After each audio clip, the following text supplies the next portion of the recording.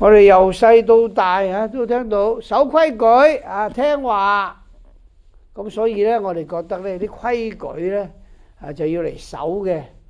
咁但係要守嘅時候呢，就覺得呢好多束縛好唔自由，又會問點解啊？點解要做啊？點解要守啊？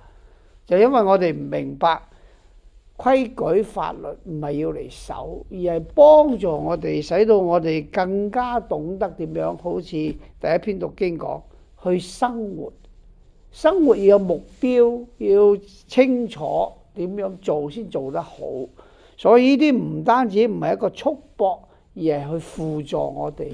但係人嘅反叛呢，就時常都覺得呢，有啲嘢你指定我去做呢，我就唔開心，唔中意。特別猶太人呢，唔單止梅瑟嘅法律啦，或者十誡啦，佢哋仲加多咗好多佢哋自己嘅法律或者規矩喺度，使到啲人呢就唔單止要守好佢，而係真係一個重擔。所以耶穌嚟到呢，就要話俾佢哋知，最緊要嘅梅瑟法律或者先知所講嘅嘢，我哋都要去做，係唔能夠廢除。但係唔係為咗守，而係幫助我哋，使到我哋更加成全。